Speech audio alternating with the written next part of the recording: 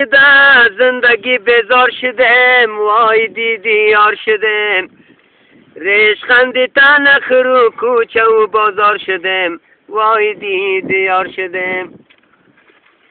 کاری ما یک عمر جنگ و چور و دشت بود و رفت، اینی وحشت بود رفت.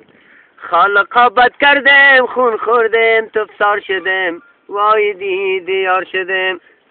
خردوانی های بدفر جانی ما ازت گذشت، پرزی خون شد که و دشت. هر یکی یک مدتی کر نیل خود مختار شدم، وای دیدی یار شدم. خوابی غفلت بود ما هم غرق دنیای خیال، به خبر از قیل و قال. فرق ما در لب خورد آن زمان بیدار شدم، وای دیدی یار شدم. درد و عمر ما بگذشت در پخپل سری، واقعا در خرگری. رهبران موتر سوار دیگران خرکار شدم، وای دیدی یار شدم.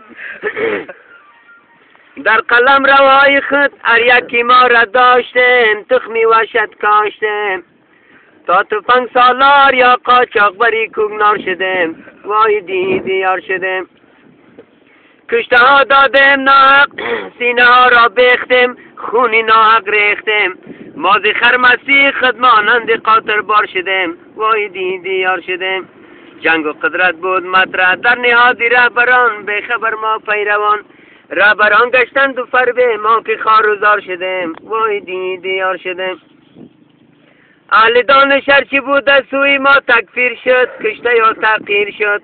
عاقبت ما خود اجیری نوکری کفار شدم، وای دیدی یار شدم. پیش مرگ شوروی طالبان را روفتم، سرخ و سیاه کوفتم. خدمتی پیش مرگی غولی استکبار شدم، وای دیدی یار شدم. لشکری پنجاب و مسکو را به هم ریق زدم، به شکم لفشق زدم. چوبی امریکا کی رفت در کونی ما افگار شدم، وای دیدی یار شدم. می شود از سوی دولت در قماندانی شریر، یا مشاور یا وزیر. ما بروی کوچه ها بیکار یا نجار شدم، وای دیدی یار شدم. هی قیامت چای مسعود رفت به وقت از جهان، تف بریشی دیگران. ما به چشمی بوشو کرده خاری مرغیلان شدم، وای دیدی یار. قالوا إنا إليه وإنا إليه راجعون. خلاص ما شاء الله مسعود. خیلی من مرده.